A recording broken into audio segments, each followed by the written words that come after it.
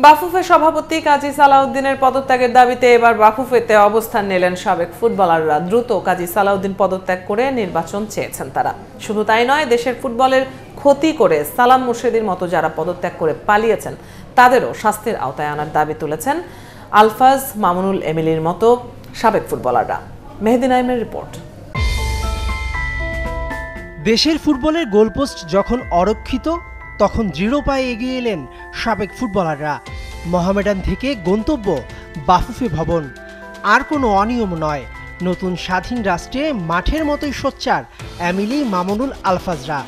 কাজী সালাউদ্দিনের পদত্যাগ চান এখনই। বিগত যে কমিটি ছিল বিএফএ ফুটবল ফেডারেশনের, এই কমিটি অবশ্যই আমরা অপারেশন চাই, বাট এটা একটা নিয়মতান্ত্রিকভাবে হইতে হবে। কারণ আপনারা জানেন ফিফার কিছু রুলস আছে, আমরা চাই ফুটবল যেন বন্ধ না হয়। সামনে কিছু মেয়েদের খেলা আছে, আন্ডার 20 আছে, এগুলো যেন বন্ধ না হয়, এগুলো যেন চলে। এটা বন্ধ হইলে আমাদেরই ক্ষতি, দেশের ক্ষতি। এটা আমাদের মেন মেসেজ। আমরা দেশের ফুটবলের উন্নয়নের জন্য আমরা প্লেয়ার অলওয়েজ ভালো কাজে আছি। ইনশাল্লাহ ফুটবল ফেডারেশনের সাথে এখনও আমরা আছি, ফুটবল ফেডারেশনের কাছে আছি।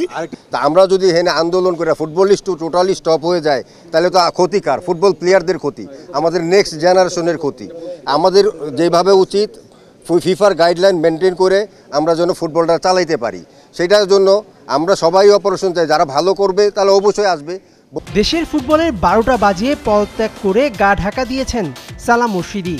কালে কালে যিনি ডিগবাজি দিয়েছেন, একবার বিএনপি একবার আওয়ামী লীগের লেবাস গায়ে মেখে সারা জীবন নিজের আখের গুছিয়েছেন। বাফুফের ফিনান্স কমিটি, রেফারিজ কমিটির হিসাব না বুঝিয়ে তিনি এখন পগার পার। তাকে খুঁজে বের করে বিচারের আওতায় আনার দাবি ফুটবলারদের। আগে কেন করলো না? আমি তো দেখি না এই পর্যন্ত যে বিগত দিনে এত বছর ফুটবল অঙ্গনে আছে কেউ নিজের সত্যিটা দেখায় যে আমি এখান থেকে পদত্যাগ করছি, এরকম আমি কাউকে দেখি না। কেন করলো না এতদিন? যখন ফিফা থেকে তার নামে একটা নালিশ আসছে, আমরা কিন্তু সবাই জানি ওই সময়টা তারা কিন্তু কেউ পদত্যাগ করেনি।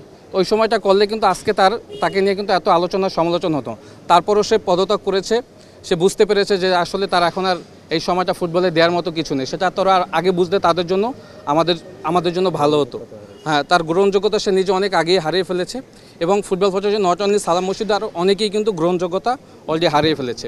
তো সেই জায়গা থেকে আমরা তো তাদের অপারেশন অবশ্যই চাই, তারা এখান থেকে অব্যাহতি দিক। বাফুফে ফিফার সদস্য, নির্বাচিত কমিটিতে সরকার হস্তক্ষেপ করলে বাংলাদেশের ফুটবলে আসবে আন্তর্জাতিক নিষেধাজ্ঞা। সেই নিয়ম জেনে আর মেনে অক্টোবরে বাফুফে নির্বাচন পর্যন্ত অপেক্ষা করতে চান প্রতিবাদী ফুটবলাররা। খুবই একটা দুঃখজনক ঘটনা। ঢাকা আবাহনী ক্লাব বাংলাদেশের একটা ঐতিহ্য ক্লাব এবং বাংলাদেশের ঐতিহ্যকে ধরে রাখার মতো একটা ক্লাব, এই ক্লাবকে হামলা হয়েছে, ভাঙচুর হয়েছে।